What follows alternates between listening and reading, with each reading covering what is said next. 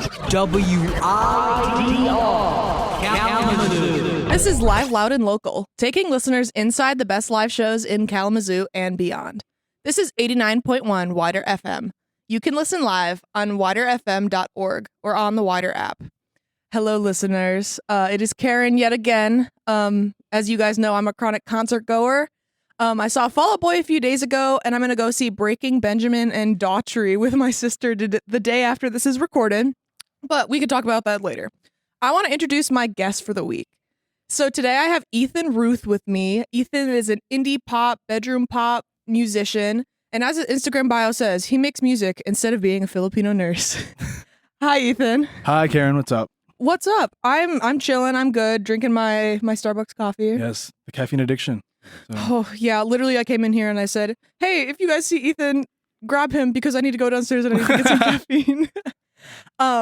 Yeah. So how are you doing? Oh, man, I'm actually really tired, but I'm excited to be here. I think it's just, this is the kind of things I've always wanted to do to help push my music. Yay. So, Good. Yeah. I'm glad to have you on. Thank you. So to start off the episode, can you explain your Instagram bio with he makes music instead of being a Filipino nurse? Yes. So in half Filipino, half Korean, and in our culture, a lot of Filipinos go into nursing. Mm-hmm. That's the stereotypical job that a lot of us get. And that was my first path in college I wanted to go to when I was a freshman. Gotcha. Didn't like it at all. And now I do music in school. So nice. Yeah. Yeah, I definitely couldn't be a nurse either. I'm like woozy with blood and then people being mean to me all the time. I don't think I could do it. Mm-hmm. Also the fact that, so I have a degree in advertising. Mm-hmm. And I picked advertising because if I mess up, it's not going to kill somebody. It's real. So that needed a low stress job in that regard. Okay, I just needed that context to figure out what that actually meant, or if that was like an inside joke or like what it was specifically. Okay, so you talk a lot about jazz. I did some stalking on your Instagram just to like get to know you a bit more. You talk a lot about jazz. Have you studied jazz? Yeah, that's actually the degree I'm pursuing right now. A vocal degree in jazz. We spend a lot of time breaking down super complex, like I wouldn't say like Jacob Collier level complex, but very, very like intermediate to advanced level, like chord progressions, music theory. It can get boring to people who aren't super into music, but to me, it's beautiful. So yeah. I was in the Bronco marching band. Oh, sweet. And I have so many friends that are in the jazz program here at Western and in the music school, so I know exactly what you're talking about. You're not at Western, correct? No, actually, I live all the way in Livonia, back with some of my friends, and I go to Schoolcraft College right now just to finish out school. So, okay. Yeah. Nice. So vocal jazz is your like specific? That's my passion. Yes. Is there like a specific kind of vocal jazz that you really, really like? Do you prefer group? Do you prefer solo? Thank you for asking that. I've always loved solo acts like Frank Sinatra, Dean Martin, even like he doesn't sing, but Harry James is like a really great composer. So just stuff like that. Like that era to me was like the peak of jazz. Nice. In my opinion. Hey, I think it's a good opinion to have. Yeah. In Bronco marching band, even though I have never taken a music class, I know a ton about it. Oh yeah. Just because of the people that I'm around. And I play saxophone. So like of course I'm gonna know stuff about jazz. But yeah, you were talking a lot about jazz and I'm like, wait, I think you know a little too much to just do it casually. So I assumed that you had some formal education with it. So what year are you in? I'm currently a senior. Gotcha. Trying to finish up. I would love to get a master's because I feel scared just getting a bachelor's in music. Yeah, no, understandable. And I should do more. So, because I could also teach it with a master's. So yeah, definitely. I feel like a master's at this point when it comes to like music stuff is like standard. Yes, and you kind of like, unless you're just gonna like go perform and that's all you're gonna do. But if you're gonna do anything formal with it, you at least need a master's, if not like a like a JD. Is that what it's called? I think so. Yes, yeah. Yes. Like your doctorate in music for listeners. Okay. Yeah. So again, looking back at your Instagram, so did you drop out of school at one point? I actually did. Yeah, that was the whole thing. Cause I didn't do well in my classes. I was going to state for a semester and I was really excited. It was like fresh start. Like, and I was trying to do English and I was like, it's my degree. And what happened was I just didn't do well in school. I got lazy. I got like mental health was just plummeted. You know how that is. Oh yeah. So I dropped out, and then the spring semester I had nothing to do, and I was like, let me just get really good at at writing music because like I didn't like waiting around for a producer. Like a lot of my friends like sit and wait. Like, oh, I meet with my producer like every Saturday or every Thursday. Yeah. But for me, if I have the idea, I need to put it down. So yeah, that makes sense. That's the skill I wanted to acquire. And like at that period of my life, I really wanted to market like, hey, I'm a dropout who's just trying to pursue his dream. Gotcha. So, yeah, because within that, I think it was like an Instagram reel I got this information from. You said you wrote something like 260 songs in like 6 months. Yeah. That number is now at 912 songs Holy crap. in almost a year now. So wow. Yeah. So could you tell me a bit about this journey? Why did you decide to just like crank out as many songs as you possibly could? Okay, so I had failed out my first year, and then I had failed A class second year at state. Yeah. And I was just like, okay, I don't feel like I'm good at a lot of things. So I really wanted to get good at something. Gotcha. And I was just like, okay, I've always loved music, but I've never been serious about it. So I was like, let me just like write a ton of really bad songs and maybe something decent will come out of it. You know? Yeah. It's the put in your 10,000 hours. Yes, that's exactly. I was reading that book during that time in my life too. It's such a good book. No, it is. Readers, so practically what we're talking about is like you put in your 10,000 hours of like making absolute garbage, and then after those 10,000 hours, you're considered like an expert. A master, yeah. And you'll actually start like doing good stuff. And yeah, you produce so much garbage. And you do. It is just like, wow, this is terrible. Why did I even do this? Or if you look back at like what you did 3 months ago. Oh my gosh, like, yeah. There's so much like disgust, but also appreciation for the growth, you know. So definitely. Because it really is kind of like part of the process to like actually like make music that you like. Yes. You gotta like put in the hours of making stuff that you don't like. That's like not to your taste. Yes. Do you understand what I'm talking about? I do 100%. Yes. Yeah. So let's talk a little bit more about that. Yeah. So starting from like, let's say song 50 to song like 600, like what kind of things did you grow from that? Yeah. So around song 50, gosh, I was still trying to learn how to play drums. I was still trying to learn how to play bass. Like I had to teach myself like synthetic drums and synthetic bass, so I can play, quote unquote. And I didn't have really good vocal mixes. Like it sounds like it sounded like honestly like a podcast trying to like as if I was to sing right now. Gotcha. On a full track. Like it just doesn't mix well. Yeah. I was getting mentored by two of my friends who were really, really good.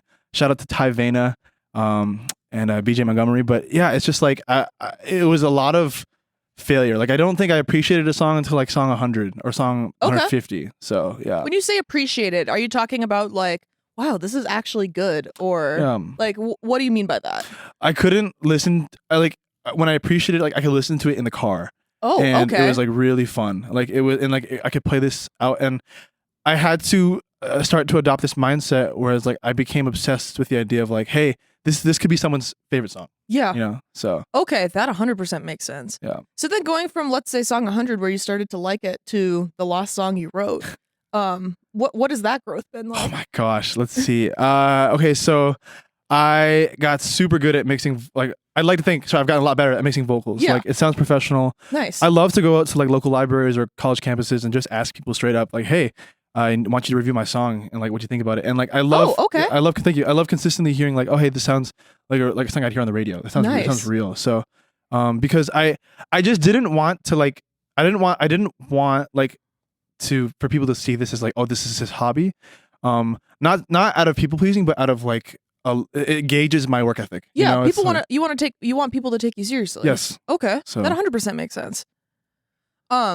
So talking a little bit more about your music, it kind of reminded me of, this might be like a down the rabbit hole, but like Jaden Smith, not in like his rap stuff, but in like his singing and how happy his music is. Yeah. I went through a huge Jaden Smith phase. Yeah. Those albums were so good. Yeah, for like probably 3 years, he was like my top artist of the year. Wow. I know like every single one of his songs. Yeah. I would kill to see him live.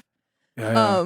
But it gives me like where it's like you're kind of talking about like serious topics, but it's still like la la la la la. Yeah.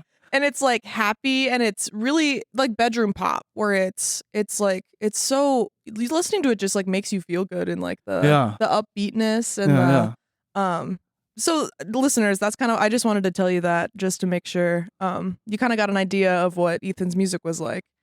So speaking of like your music and things along those lines, you've been talking a lot on like how there are no songs about male friend falling outs. Yes. Let's talk some more about that. Yeah. So I think like a lot of songs in my genre, or even the ones that like a lot of my contemporaries produce in my friend group, my circles, a lot of it's love songs, and there's nothing wrong with that, and we will write love songs till the end of time. Definitely. But I feel like male suffering isn't really a topic that like our society it really isn't appreciates. No, definitely not. So, and you know, my parents really challenged me actually not to write too many love songs when I first started. Interesting. Because they really wanted me to tell a deeper story. Not that love cannot be deep, but there's just like writing a love song is like a drop in the ocean. Yeah, and it's to this point where it's so like everybody has a love song. Yeah, where like it's a dime a dozen. Yeah, and my whole TikTok feed is like, if it's like whenever I'm like hashtag artists, music artists, it's always like, hey, are you going through like a toxic relationship? This song's for you. It's like that's like 35% of the songs. The other 35% is like, oh, are you in love? Here's a song for you. It's like that's just all I see. But yeah, you're like, okay, I'm bored. Let's talk about something else. Yeah, and I like to think I'm very in touch with like a lot of my guy friends. Like some of those guys I've just fought so many battles with. Yeah. You know, so no, because that was a really big thing that kind of stood out to me when I was looking through your Instagram. Mm-hmm. What was that? Because I have a degree in sociology also. Yeah.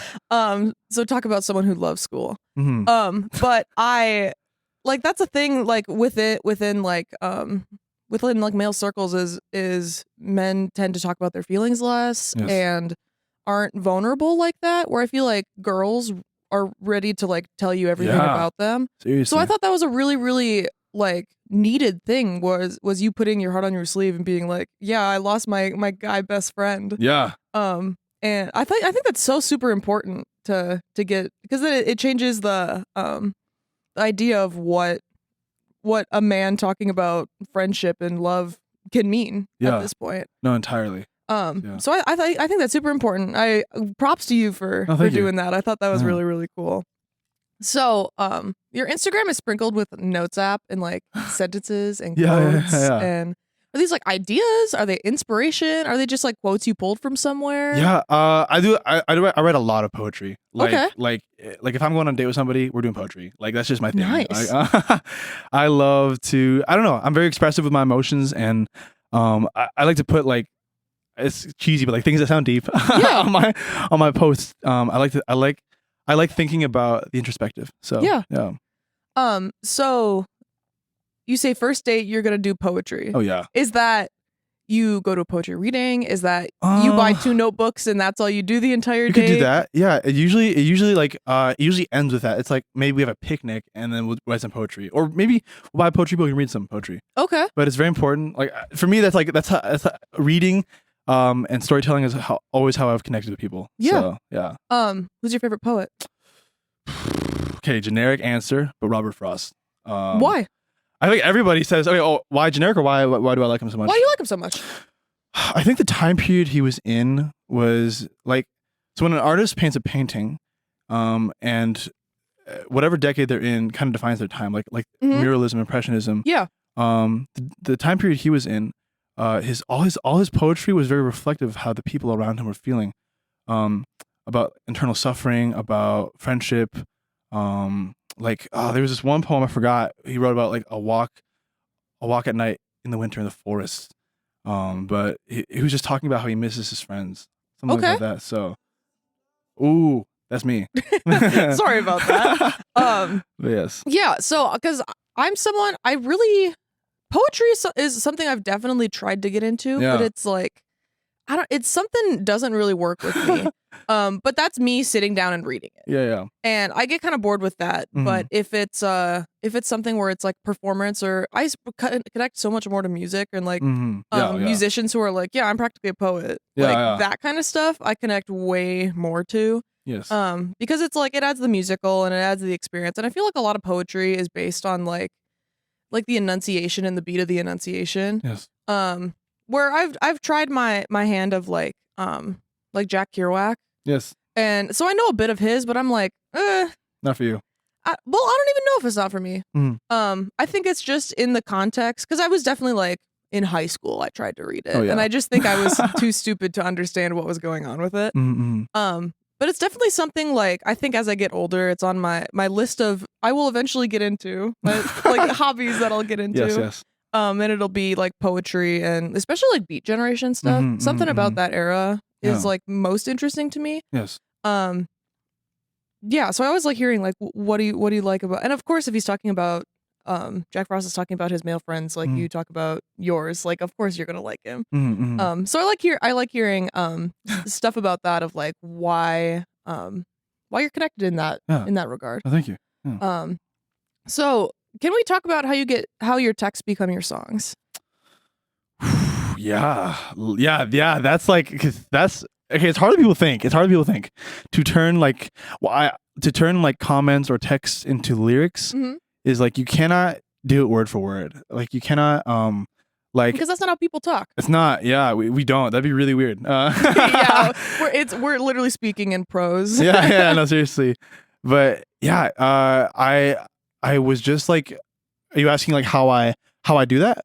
Yeah, let's talk about how you do that. Yeah. So I try to take more than what the person's saying, than more than what they mean. Like what's the message trying to get across? So like I've done it twice successfully. Okay. And probably 10 other failed attempts. Like I tried it a lot. The times where it works was where I changed some of the words they were saying, but more so I took the meaning of what they said behind the words. So one of my songs is called "Dancing on the Roof." It's probably my most successful song, which is I'm really proud of because I love that song. Really good song. Thank you. Thank you. And it was just like, I remember. Oh gosh. Yes. So that song was about me and my friends regretting not going head first on like just having a great summer, like meeting with people, partying, times that are of our youth. Yeah. And in the boys group chat, someone said, "I wish we said more things that would make us regret, make us regret that party we went to." Yeah. And I was like, "Oh, that's a great lyric," or like, "That could be a great lyric." Perfect. I'm stealing that. So it's just like, stuff like that. Like, I wouldn't talk to somebody and be like, "Hey, dancing on the roof until midnight." That's like, it's like weird. But that's a really good question, because I'm not really good at explaining it. Like, it's just like my brain just does it. Yeah. So I guess let's talk about those failed attempts that you were talking about then. Yeah. Like, why did it? What did you try that like just didn't work in that? So regard? I remember, it's just I like, limitations are great for creativity. Yes. A blank canvas can be terrifying, and I think like, I just took too much at once. I put on my story, I was like, "Hey guys, comment me a lyric you want that I can make into a song." And like, I was like, let me just do all 12 of these comments. And it's just that sounds like a disaster waiting to happen. There was like no theme in between any of them. Yeah. And I should have given them a theme, but there was also no, like, I couldn't relate to their experiences. Like, I'm not a car guy, and one of my friends said something about being in an F-150. I'm like, you're like, I don't know. have that experience. I'm sorry.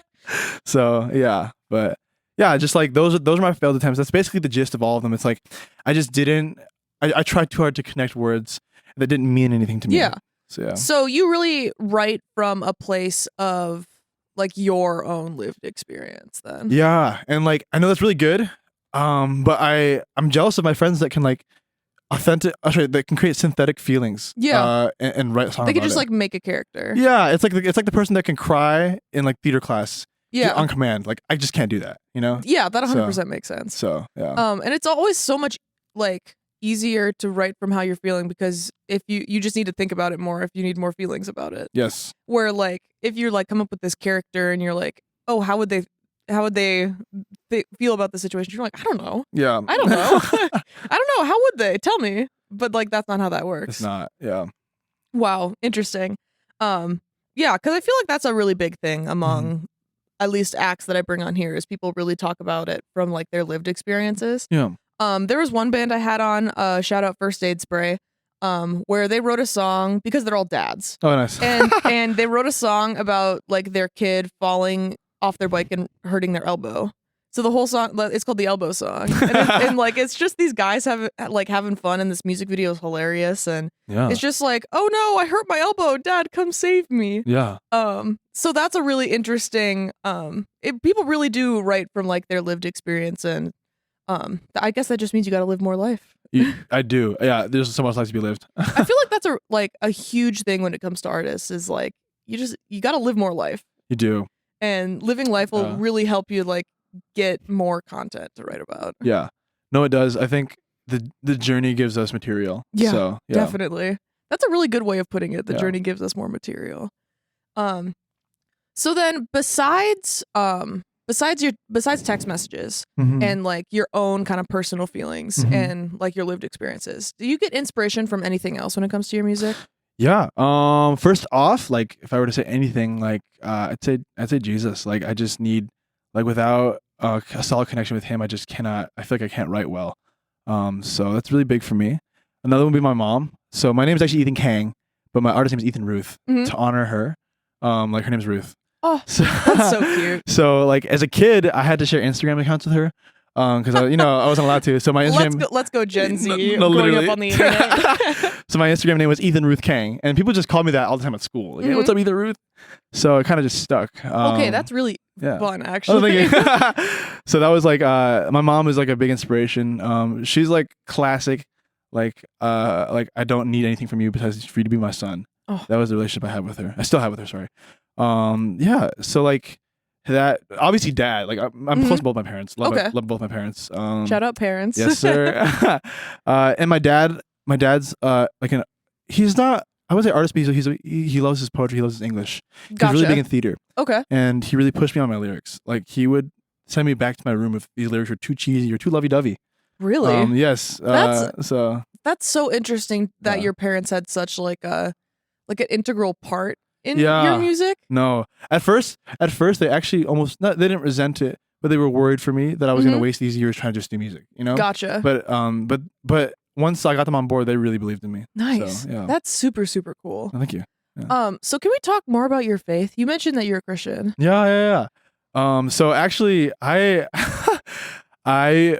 like when I got to college, I was like, freak this. Like I want to just like live outside of like God. Rebellious phase. Yeah. Because I just didn't understand it. Like I didn't really have my own faith. So I partied all the time, like, parties, frats, dates all the time. Like it was so bad I got indulgent. Like and I remember there was a point when because I failed out of school so much, I came back home and I had a moment where it's like, okay, like I have got to figure this out, because like I don't believe like I'm meant to be like this loser. Yeah. So part of pushing my music, pushing me to write so much music was like, I just believed that like, God could like make me not like a relationship with God was what I needed to get well. Nice. That makes sense. So, so do you as a specific denomination you are? Yeah, I'm actually non-denominational. I'm just like, like on my own decision. My parents are too, but, that was a big part of me deciding, like how I wanted to follow Jesus. Like the denomination is pretty big for a lot of people. Yeah. So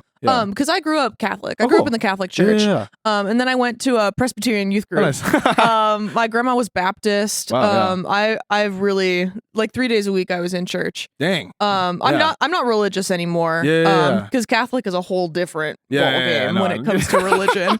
Yes, I know. Yeah. But I always have an appreciation for people who like have like a solid foundation in their faith, because I feel like that's a very stable like thing that really like you can come back to, and it's like, oh, I had the worst day of my life. Oh, yeah, the big man's up there.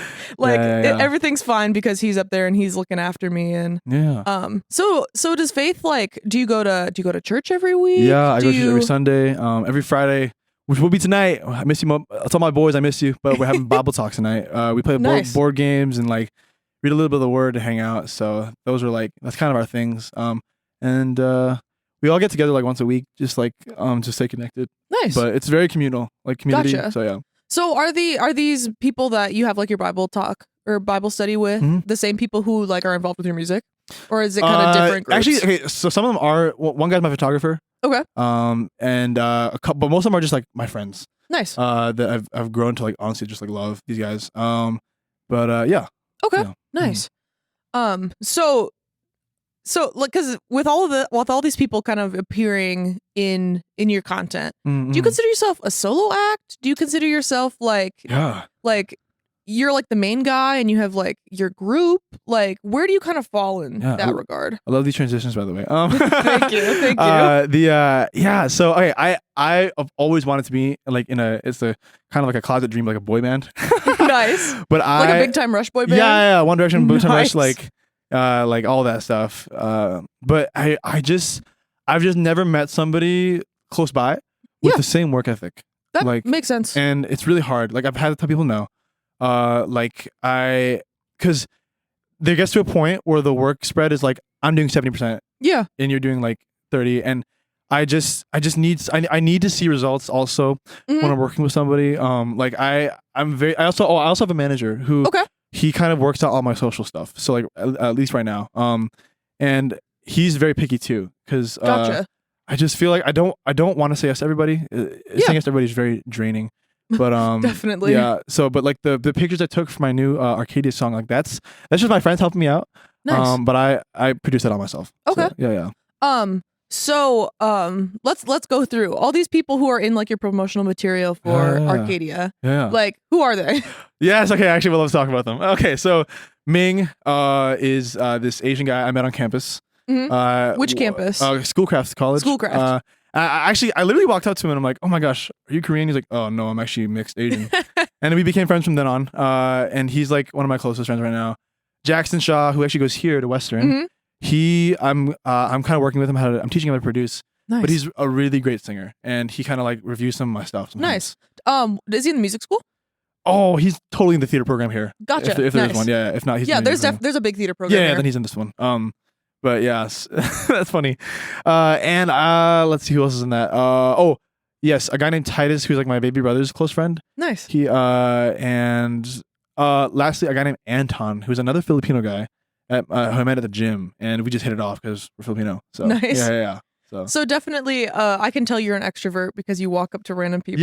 Yes, that's actually one of like my joys of life, because like I so agree. Yeah, it's like people have all these stories to tell, and I think it's so interesting. Like, because I think the biggest fear is like, oh, what if I look bad? Yeah. But I feel like the person who walks up to the conversation is usually the one in control. Like, if you think you're gonna be scared, and so, but yeah, like.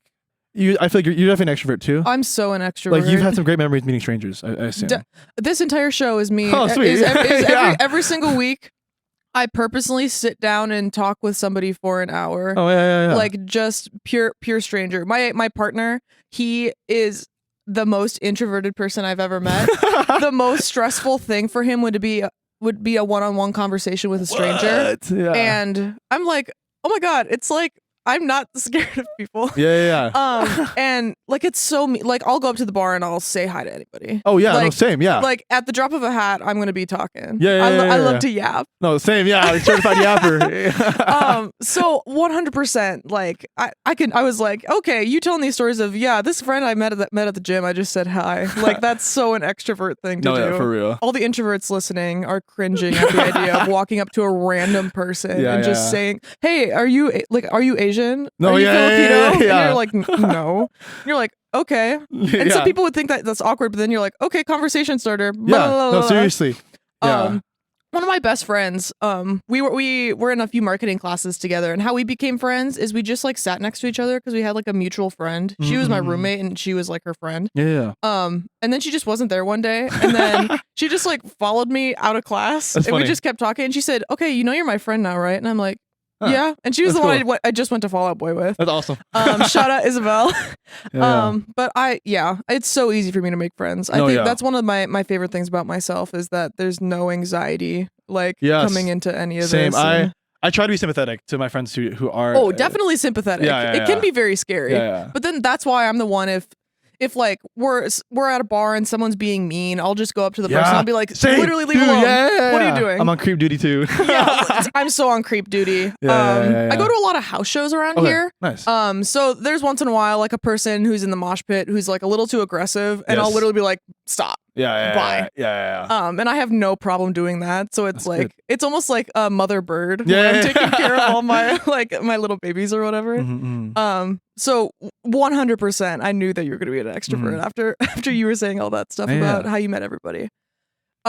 Let's talk about Arcadia. Yes. Okay, I would love to. Yeah. Tell the listeners what it is. So Arcadia is like it's going to be the heading for my new EP coming out this summer, and I really, really, really love like summer music where it's like Tears for Fears, Everybody Wants to Rule the World. I'm like addicted to that kind of like music. You know the song What Once Was by Hers? Mm-hmm. Yes, like that kind of music. Yes, yeah. And it's just like that kind of music. There's a specific drum pattern. For those of you music nerds, it's written in 12/8 count time. Nice. Yeah. And it's just like it's super specific. But I just think like that kind of music, ever since like everybody knows Everyone Wants to Rule the World, but that type of drum pattern, whenever you hear that in 12/8, you just think of summer. Mm-hmm. And I really wanted to write a song about just feeling like losers, like especially as young men, because like okay, so that the whole song. The story of the song was me and these guys were trying to get this party ready to impress a bunch of girls. Mm-hmm. But on the day of the music video, all 12 girls we invited canceled for various reasons. Okay, so is that a real story? That really happened, yes. That is so like, funny. I thought that was so staged. No, the fact that actually happened is hilarious. No, it literally happened. Like we were really excited. I think we went a little bit over our heads. We asked the girls to like dress up. We asked them to do all these things, but the guys were doing a lot of work too. But it's just like we were like acquaintances with most of these girls. Like that's why. And it's the acquaintance thing that you're like, as an extrovert, you're like, yeah, whatever, I'd do this for somebody else. But a lot of people are like, I don't know, this is kind of what am I doing? Yes. So that's exactly what happened. But like, I just, I remember like that whole process was so chaotic. Yeah. But I think like as I've grown as a person, like I've just been able to like. I've been learning more about like, hey, like embracing chaos is a really great way to grow. Yeah, like go with the flow. Even That's the way I say. That's the phrase. Yeah, going crazy or whatever. But and like the song was about the damage we deal with our broken friendships. Like, okay, it was the perspective of me talking to my friend, who this is a different friend. Having a lot of friends, there's going to be statistically a lot of falling outs. Like, that 100% makes sense. And like this was when I was in college, at States, and things were just going really bad. There was not a lot of communication, and we were getting angry. And I'm not a very angry person, and I miss him a lot. Like one of the hooks is like, "You're the better man I know." Yeah. And I wish we could move on from this. It's like I miss you so much, but we just there's too much shattered like. Yeah, we didn't click for whatever reason. Yeah. Especially, I feel like both of us kind of have loud personalities. Yes. and that's loud personalities aren't it for a lot of people. I agree. And you're like, I could love this person so much, but it's not like I'm going to tone myself down. Yeah. You're not the puzzle piece for everybody. Yeah, so exactly. That was a hard truth for me as a younger person. So yeah. No, as a former people pleaser. That's what I say, people. Oh, yeah. Why are we like the same at this point? I don't know, yeah. But, yeah. Oh, funny. So Arcadia is the first song off of the CP?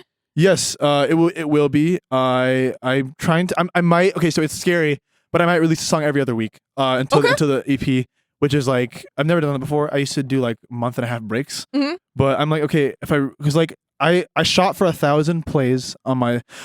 I'll add the story. My parents told me I had to quit music and go to school full time if I didn't get 1,000 plays by the end of the summer last year, and I grinded my butt off and I hit good goal. I hit 11,000 plays. Nice. So it was really good. But I needed so like this summer I might just release a song every other week. Like I have enough. I've written almost 1,000 songs now. Yeah, so I got plenty. I have the volume, but it's more about like my ego. It's like like. I have to defeat the idea that it doesn't have to be my best song. It just needs to be like because like I've been noticing like my friends who are like obsessed with their music is even if it's like a 7 out of 10 song to me, they love it. They'll like eat it up. And I need to get better at like defeating me upon releasing the song. You know. And it definitely when you say it isn't like your best song, is it? I assume it's not production wise because you said that you're like it's like I just can't envision this blowing up. Like I can't. Oh, okay. I can't, like it's okay. This is a really big turnoff to a lot of my friends who are like super artists. Okay. Because I don't mind being a marketer about it, but I can't envision this blowing up and going viral. Okay. From a perspective of marketing, like I can't see this on like how there's always like montages. People love the music where it's like, "How was your summer?" and then like this music's playing. Yeah. Like I just can't see that. Or like romanticizing my life in Europe for the past month. Okay. I just can't picture that kind of music with X song or Y song. And like I guess that's what I'd say. So, yeah. So. What I kind of am interpreting from this is that you're saying no, this isn't going to happen before it doesn't happen. Like I've already lost the battle. Like there was a song I pushed out called Chicago Style Pizza, which I really don't like, but a lot of my friends love it. Mm-hmm. And I could see it in my marketing. I just wasn't putting my heart into it. I was just posting to keep my discipline up, but I didn't believe in the song. Interesting. And like I'll never do that again. You know what I'm saying? So yeah. And I'm glad that song was released to teach me that. But yeah, so you'll never do it again, as in release a song that you're not going to put your heart and soul into, or Oh, that. But I would love to go even earlier in the thought process of like, I'm never gonna not believe in a song when I'm trying to drop it. Oh, you know? Gotcha. I think that's definitely a better way to do it. Yeah. So I'm a photographer too. Oh, sweet. Yeah. And some of my like put in my 10,000 hours and oh my God, all this is crap. And then I like start making like photos that like I envision in my brain and it turns out perfectly and I have all the skills needed to like do that.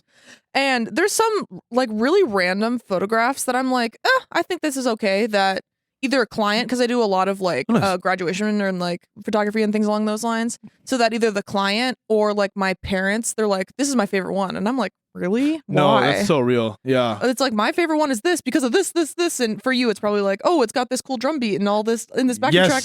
And they're like, gosh, yeah. People are like, whatever. Yeah. People who don't know music like that. Yeah. Whatever. Yeah. I think it sounds cool. That's actually such a torturous part about art. Like, I've definitely sent my friends like 10 songs and they like the song I hate the most. Yeah. You know, also with the photography thing, I totally get that. It's like, but they also don't see the work that you put into specific, like, do you edit your photos? Yeah. Yeah. Like they won't understand the nuances of like the skills that you accrued to produce a photo. But then at the end of the day, that doesn't matter. It doesn't. It doesn't. That's part of the artist ego to get over. Oh, it really, really is. It's and it'll be like things that it took me 30 seconds to edit. And I'm like, this is your Mona Lisa. Yeah. I know. I'm like, why do you think this is the best one? Or like, I'll take pictures of like I have a younger brother and a younger sister. Nice. And I'll take pictures of them and I'll send them to my mom. And I'm like, which one do you like best? And she'll be like, oh, I want these 3. And I'll ask my dad the same thing. And then when I come home, they're all printed and blown up on the wall. And I'm like, why did you pick this one instead of this one over here? And my mom's like, I like this one better. Yeah. You're also the oldest? I'm also the oldest. We're the coolest. We are the coolest. Oldest to the best. I love being the oldest sibling.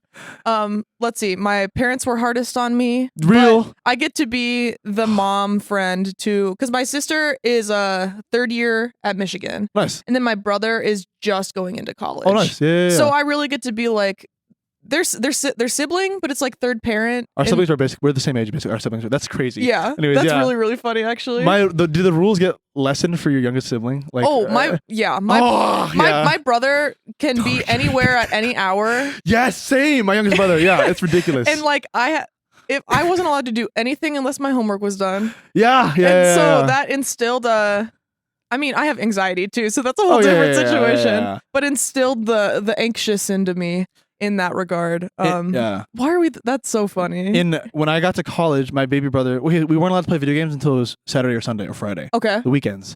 But when I got to college, my baby brother I saw him on PS4 all the time. And I was like, I called mom. I'm like, Mom, why is he gaming? He's like, oh, son, we trust him. I'm like, you don't trust me? I know. I'm like, really? But it's okay. I didn't have a phone, like a phone number until I was in college. What? My parents never, because I, like, in the age of Snapchat and all of this stuff, it's not like I didn't communicate with my friends. Okay, but I also didn't have internet at my house until I was a freshman in high school. Wow. My parents are old. Yeah. Okay. Yeah. My dad's almost in his 70s. Oh wow. Yeah. And I grew up with like my parents turned off cable during the summer. They said, "You're bored, go outside and play with sticks." Like, which is what we did, you know. Yeah, literally, like sticks and just like throwing them at each other. And stick season. Yeah. But then in like that regard, and then my brother, like, he has a phone number and he's like, I don't know. He has like a girlfriend and like all this stuff. Wow, that was not allowed for me. Yeah. My brother can date too. He actually has dated. Yeah.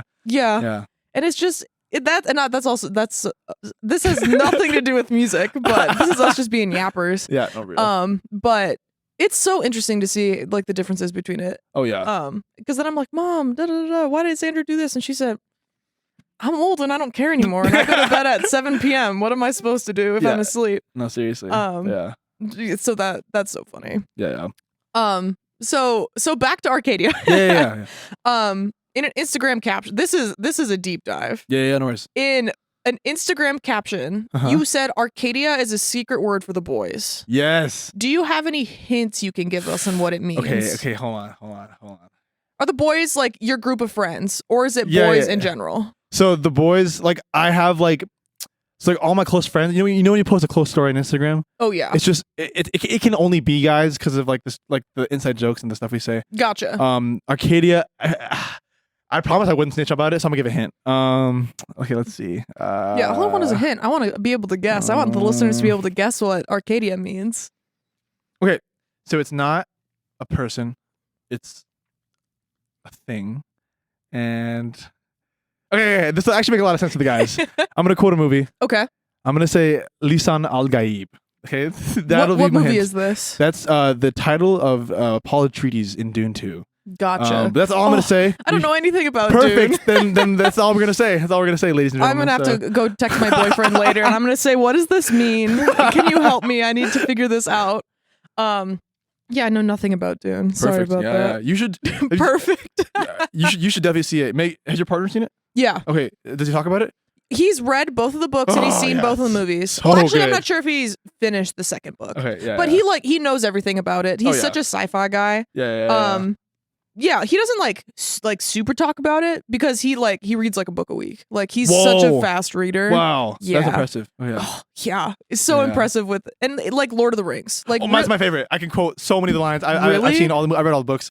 One of my favorite genres, or within fantasy. So. Oh man, I'm jealous. Yeah. I just had to do not finish a book because it was so stupid. It's called Bunny by Mona Awad. Okay. Sorry to No worries.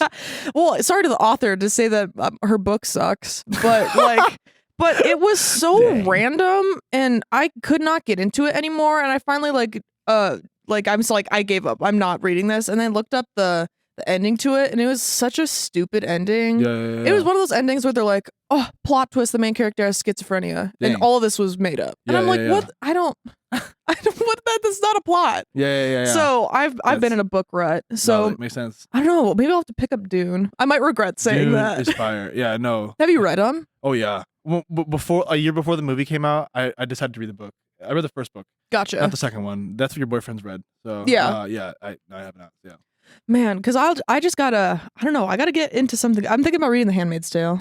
I've never read that one. Yeah. Yeah. Because I thought I was the reader of the relationship, and then my boyfriend's like, "Oh, I just finished like 4 books," and I'm like, "Oh, of course I did." Do you connect more with nerds? Would you say? Oh, 100%. Same. Nerds and punks are kind of even though like I present myself very, I guess like not today. I'm not dressed super feminine, but usually I present myself like very feminine and like. Would you say vanilla or? I wouldn't say like vanilla. Yeah. More like Barbie was like my Roman Empire this past summer. I got a whole sociology degree because I'm so interested in feminist literature and feminist theory and stuff along those lines. So I almost like dress like caricature girl. Nice. Yeah. Where it's like I'm always in pink. Like my graduation outfit is gonna be this pink dress. I'm gonna get I have really, really long nails. Yeah. I'm gonna on my grad cap is gonna say like this Barbie is getting 2 degrees. Like I'm really gonna play up like the girl boss of it. Yeah. But like that's how I really, really present myself. So saying I connect with the nerds and the punks is also like because they're like, what are you? And I'm like, I don't know. I don't know what's going on. Yeah. And I have like a shag haircut. Yeah. I guess most people who've listened to the show don't really know what I look like. But I have a shag haircut. I just dyed my hair like dark red recently. Oh, you're not a redhead? No, I'm naturally blonde. Oh, wow. Okay, I would not have guessed. I was thinking brunette. Yeah, I'm naturally blonde. I used to have hair like down to my butt. Wow. Like I like for most of my life I've presented like super, super feminine. Yeah. And then it was Miley Cyrus that made me get the shag. And I just love this haircut and it's so easy. Yeah. But okay, so besides the point, so I have one more question for you. Yeah, of course. Who are your musical inspirations? Okay, so when you talked about Jaden, I just want to talk about that. Oh, let's talk about Jaden Smith. So I didn't. There was one song he released on his Day Trippers, like the deluxe edition. Oh, yeah, whatever. Everyone knows that one. But by Jaden Smith is one of my favorite songs of all time. Oh, I love that song. And when I was in high school when it drops, and I remember just having that on my YouTube playlist and just listening to it back to back. And there's Let's go YouTube playlist. Yeah, you know what I'm saying? Yeah. And I was just like, wow. And that was the first song that I covered that really got me into production. Really? So like that was kind of like the jumping point for me. So I think all of my that's the grandfather of all my songwriting now. And I didn't really get into the rest of his music until literally like last year. Like I didn't. Really? It was just that song because I'm like, this song is like, because it's such a, from a music theory perspective, it's a 3-chord song. It's super minimalistic, but the lyrics are deep, and he's talking a lot about his experiences with this girl. Yeah. Jaden Smith really is a poet. He really is.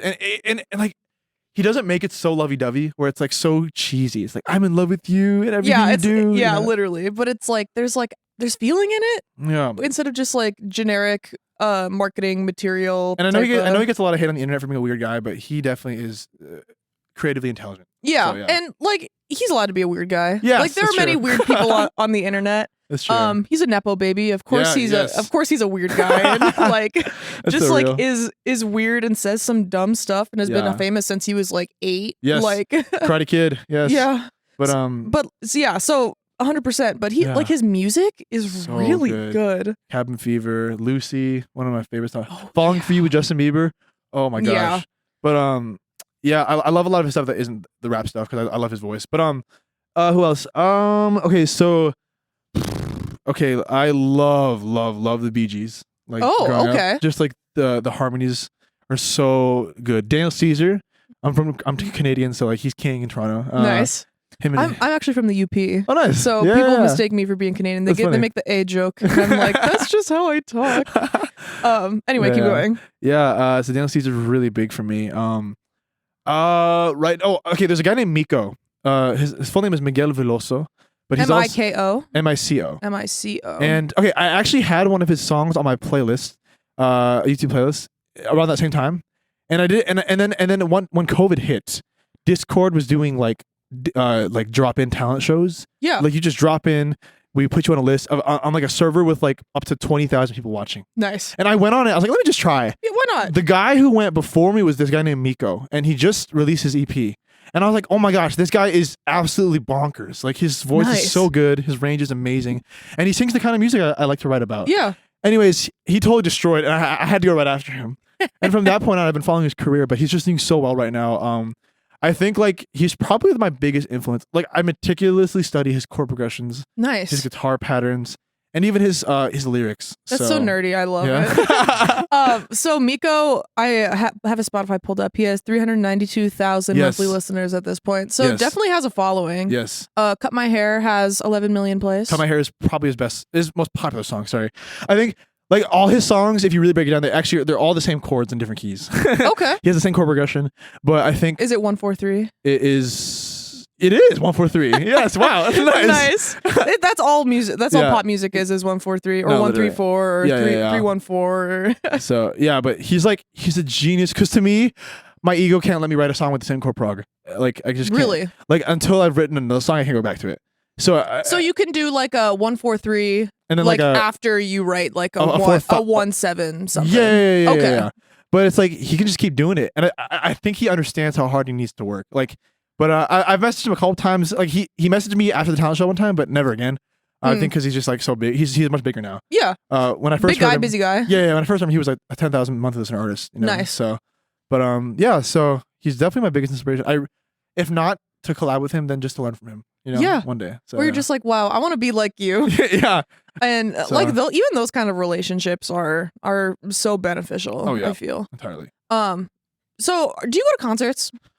I love going to concerts. You love concerts? But it's like a weird thing though. My dad took me to more like comedy shows than concerts. Oh, okay. Yeah, I know that's weird. It's like my parents aren't super musical. Gotcha. But like my dad's poetic, but they don't like listen to music in their free time. They just don't. But they love movies and stuff like that. They're artsy. But Jim Gaffigan, you know who that is? No, I don't know. Okay, no worries. He's like a really famous clean comedian who doesn't make a lot of like crude jokes. Oh, He's gotcha. Like, really big for that. Was he like Laugh Factory big? Yeah. He was on Laugh Factory. Yeah. Dave Chappelle. I never got to see him, but I almost did. But like my dad put me on that as a kid. And a lot of stuff like Chris Rock. You know, just the classics. Okay, gotcha. Because I didn't know if it was like small guys just in like a random bar in Chicago or like bigger. Yeah, I watch openers, but yeah. Gotcha. But like last music concert I went to, man, I can't really. Well, do you have a best one? The best one I ever went to, yeah. Okay. Let's see. Listeners, I'm going to let you guess what mine is, and I'll tell you after. It's really off kilter, but it's Maverick City Music. It's a Christian like gospel band. Yeah. But like, I'm so blown away by like just how, because like I feel like they transcend the genre. Where like there are certain artists that like they're so good they pull people into the genre. Like for me, Gotcha. Noah Kahan pulls people into folk music, or Hozier. You're so right about that. So yeah. Okay. Yeah. So Maverick City Music, what kind of music are they? They're Christian, but like they put so much like from a nerdy perspective, they put a lot of like R&B chords into their chord progressions, like nice. gospel marrying with R&B, and also their lyrics are not like a lot of unfortunately a lot of Christian music can be kind of cheesy, but they're very, very good at writing lyrics that are meaningful but also impactful. Nice.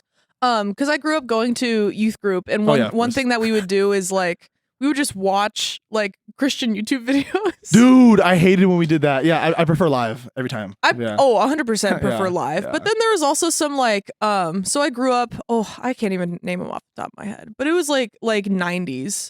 Like 90s Christian stuff. Yes, I know what you're talking about. And I always the hands in the air Christian. And because there was always that, but then there was always like, we watched like 15 ones, and then there's one that's like so not so obviously like I love Jesus. And that's the stuff I'm like, okay, I can get into this. And maybe that's the I don't like associate with the church anymore. So there's like a thing with that. Yeah. But that was always kind of a fun situation. Yeah. Maverick City Music has 5 million monthly listeners. That's huge for Christian artists. That's like ginormous. Definitely. How much does Jireh have? How do you spell it? JIREH. That's like probably their best song they've ever released. But let's see. 103 million. That's insane. Like I think Oceans is like just above that. But like everyone knows Oceans. But yeah, like that's I think like for me, like that's right there transcending like the genre, because Christian music does not get that big, you know? So when you say Christian music being a genre, I guess what I associate with Christian music is more like the lyrics. Yeah. But then they have like a genre associated with it. Yeah. Where it's like if it's like a rock Christian group or something along those lines. Would you say like Maverick City Music, it's Christian, but then like is it like R&B? Because you said like R&B, gospel. It's still Christian gospel. Christian gospel? But like it flirts with R&B. You know what I'm saying? Yeah. So. Let's see. I'm looking on their thing. Started with a dream to make space for folk that would otherwise live in their own separate worlds. Okay, so this doesn't give me. They have a huge monthly listeners in Texas? ZA. Zambia. It's either Zambia or it must be Zambia. It's gotta be Zambia. Because I was gonna say New Zealand, but that's not it. That'd be yeah. They have a huge they have 500,000 listeners in Zambia. That's insane to think about. That's so random. Because I assume they're from the United States. Yeah, they're based in Atlanta. So, okay. But yeah. That's a very random. But to picture 500,000 people is insanely big. Oh, yeah. But then in like social media numbers, you're like, eh. Yeah, true. You're a micro influencer. Yeah. No, it's true. So listeners, I think my favorite concert I went to was the 1975. Oh my gosh. They're so good. Sorry, I'm interrupting. No, I love the I've seen the 1975 live twice. It was my first concert ever when I was 15 years old. I went and I saw them in Milwaukee, Wisconsin at the Rave. And then this past year I went and I saw them. Oh, was it in Detroit? You lived in Milwaukee?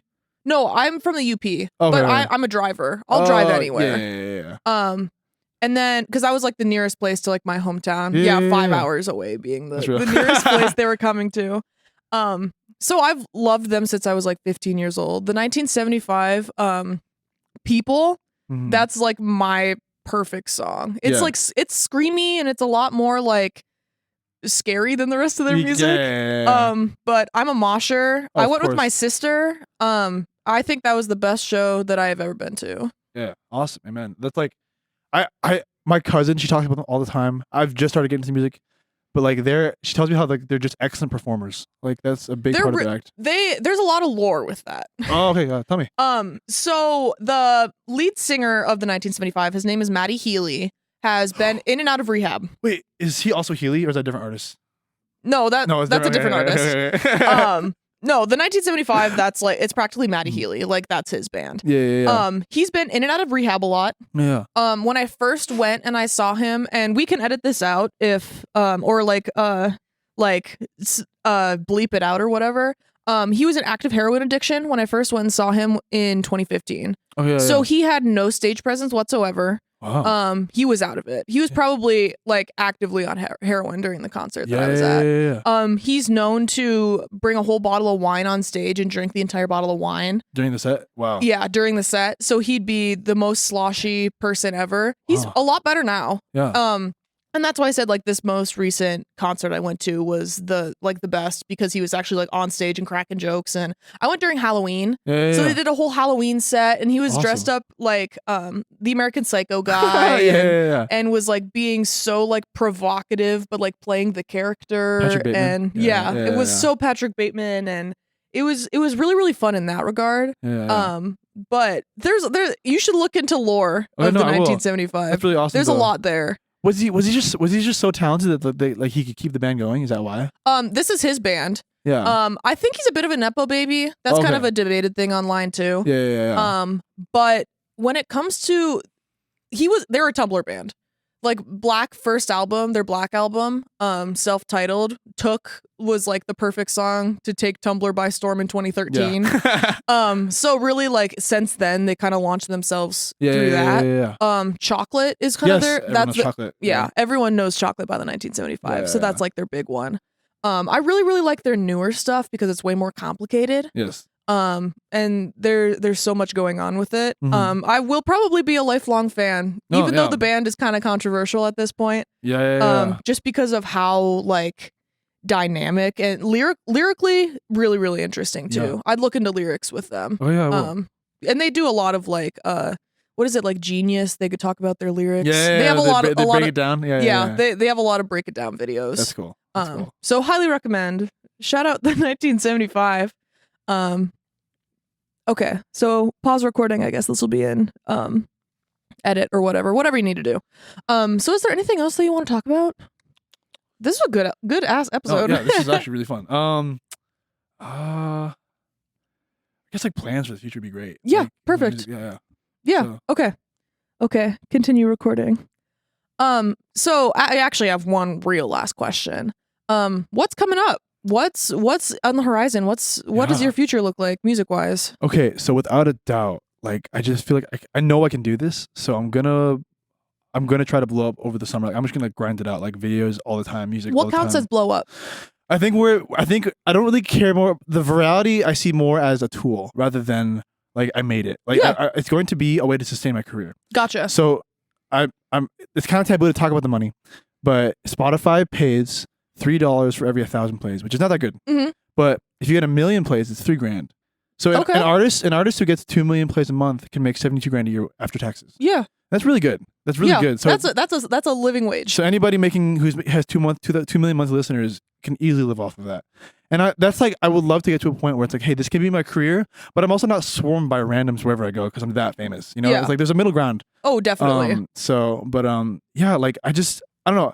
The longer I do this and not give up, I just see more and more success. Like, by the way, thank you so much for having me on this show. Of course. Like, this makes me no, I'm not gonna cry, but this is very emotional for me to like be able to say I'm able to do something like this. Yeah. Because I've put in the hours. So yeah. No, like this is the whole point of what this show is I want people to come on and talk about them. This show is not about me. It's about everyone else who comes on. I know how to talk. I know how to ask questions and like fellow yapper. Fellow yapper. I'm in advertising. I know that this is an advertising tool. Yeah. So like, let's get you to blow up. Yeah, thank you. And then I already have like your music. I sent it to our people here at WIDR. It's gonna be like in rotation. Yeah. To get you in front of more ears. Yeah. In front of more ears. That's so not right. through ears. Sure. Whatever. Yes. Yeah, but. So glad to have you on. This was such a good episode. No, thank you, thanks for chatting. Yeah, for sure. So you have some upcoming shows that are coming up. Yes. I think I said okay. So you said July 6th and July 20th. Yes, those were tentative. Ideally, my manager is going to be doing the logistics of it, but I need to get some live performances out there. Primarily, also because it's a big fear of mine, and I love to just tackle what I'm afraid of. Yeah. Like, on the nose. So we're gonna get those out of the way and just do those. But I love to build like. Whenever I notice the effect it has on people when I meet them in person, like talking to strangers about music. Yeah. So playing a show is a great way to like connect with fans. So what does a show look like for you? So I love to have an opening, like have my friends open, like who are just artists in the area, And then like honestly, more than the show, I have this vision of it being like a social event. Like, so like I know the first show is probably not gonna be huge. So I picture like 10 to 20 people as just my friends. Okay. After it, we could all just hang out. Like it'd be really fun if it was like an event. Nice. Not just a concert. You know? So would this be like at a bar? You said is this Livonia? It'd probably be at like I'm thinking like a lot of my friends have like really big houses, so maybe like their backyard would be a great place to have the show. That'd be really, really and cool. Like we could just make it like super DIY, you know? How much do you know about the house show scene here in Kalamazoo? I don't. Oh, okay. I know one guy named Headband Henny. Okay. Good guy. You know him? Yeah. What? He's very involved here at WIDR. Oh my gosh. Okay, yeah, I need to. Okay, me and him DM sometimes. Yeah. We discovered each other. Yeah. No. The Kalamazoo house show scene here. That's all it is. It's people playing in basements, and I can guarantee you, any show there's going to be 50 people there. Dang. I'll give you some names of some houses. Yeah. That'd be fire. People, they're always looking for people to play. Yeah. And like, oh no, I'm dead serious. Like, I think that's the way to.